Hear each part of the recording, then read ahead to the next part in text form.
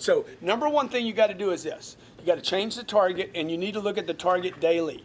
The target, you have the wrong target right now. If you're struggling, you have the wrong target. When you change the target, everything changes. Number one, the target. Number two, you need to get your income to a place. This is a fascinating concept right here. Okay, if you can do this, I guarantee you'll be rich. You need to get your income not to what pays your bills, but to where you can save 40% of your gross income is saved. Okay, now you want to talk about something difficult? This is way more difficult than that. If you can do this, you will get that. All right? So when you sit down and do the math, what would it take for you to save 40% of your income? So watch what happens. If you make $10,000 a month and you want to save 40,000 of it, you would pay yourself first. The government doesn't let you do that. They don't trust you. They're like, no, get that money from him first before he blows it. We know he's going to blow it. Okay? We know the IRS is going to they're going to withhold probably 44,000 of it. So look, if you'll pay the freaking IRS $4,000 of 10, you need to figure out how to pay yourself $4,000. What's the problem here? You got to live on 2. So just keep doing the math out. This is the math you need to do with your spouse. You need to keep working it out until you're like, he's like, let's go buy a new car. Yeah, we ain't got any money for a new car. That's why when I was 35 years old, no one knew that I was a millionaire. Nothing had changed. I was still running with shit shoes, you know, buying $40 shoes and working a shirt out as long as I could. And like, nobody saw, I didn't have fancy cars. I'm driving a Camry with $1 million in the bank. Because I was using this, okay? I pay the IRS. I've always paid those bastards. All right? And then what I did was, I'm like, I'm a bank $4,000. And then I realized, dude, I can't live on 2. It's making my life hard to do this. This money, by the way, a better word for saving is storage. I was storing money, not saving money. I'm storing it. I'm stockpiling, if you like that word better. You don't want to save money. It's worthless. It's like saving a legal pad. A legal pad is only good if you use it. Money is only good if you use it. How many heard this term? Cash is? King. It's worthless. Cash is worthless. It's not a king. If you leave money in this storage account too long, guarantee you it will disappear. It always has in your life. If you look back over your life, the longer this money sits in storage, Pablo Escobar, was he the drug king? Yeah. That was his biggest problem. Mold, bugs, somebody steal it, rats. You don't want to leave it in storage too long because it's going to zero. All cash goes to zero. All right, so now when you do this math, you're like, dude, how much money do I actually need? Let's kick this up to 20 grand. At 20 grand, what happens? You're saving 8. Storage. You're paying 8. And now you can live on 4. See, now this is the right way to do a budget. You make 30,000, 12's going to storage, 12's going to the IR and the S, and that leaves you with 6. So now you can start seeing, dude, you got to be somewhere north of 300 grand a year. This is what they don't teach you at Harvard. You got to be somewhere north of 360 a year before you even have money to live on. So second thing to do, you got to keep playing this 40% game. Okay, number 3 thing you're going to do. You're going to go broke right here and invest the storage. Storage has to get invested. The golden goose is only good if she lays eggs. Otherwise you can kill her. Eat her for a chicken. Need eggs. Money needs to make babies, right?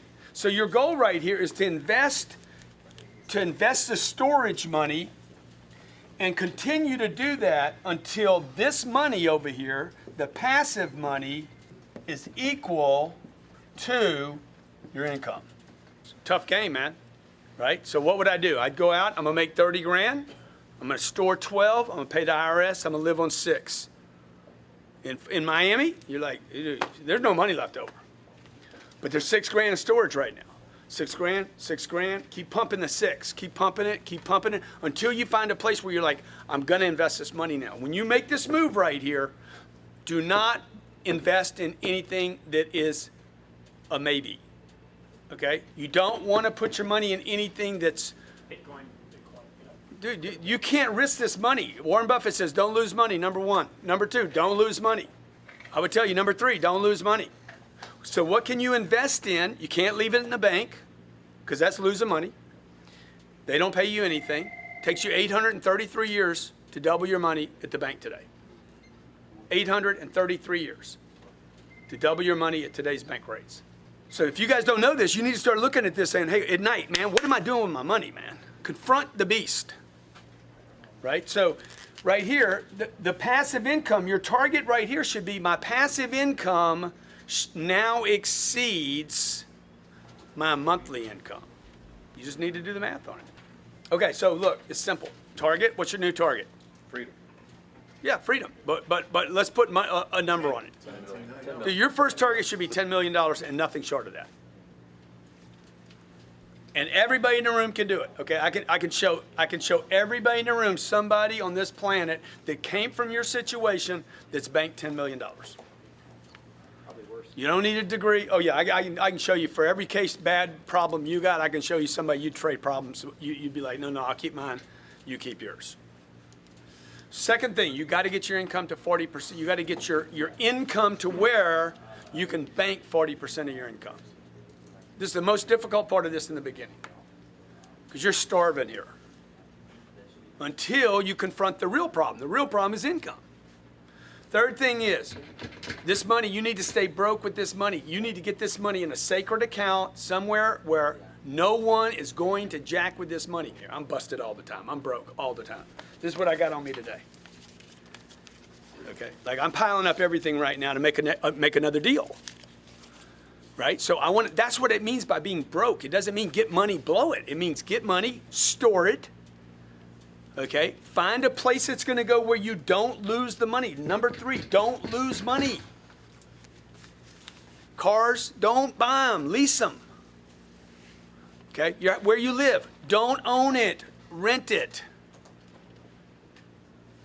Don't own anything, dude. Just stack cash and wait till you can put it in something where it won't be lost. It just goes away for a while. And inflation over time, 5 years, 7 years, 10 years, one day you look up and like, okay, I didn't lose my golden egg. That thing is protected. I got a little drip every month from it. And you keep adding to that so the drip gets bigger and bigger and bigger and bigger. And then you can come to work on Monday and say, dude, I got money coming in here. I got money coming in here. But I'm broke all the time, so I got to keep replacing the game. You know, when do you get off the treadmill? Whenever you want to. Perspective number three, as far as investments, what do you feel is your top three safest investments? Real estate, and real estate. Got it. Love it. Okay, you know why? Because when I buy a building with an address, if it's in the right location, it will be here 20 years from now.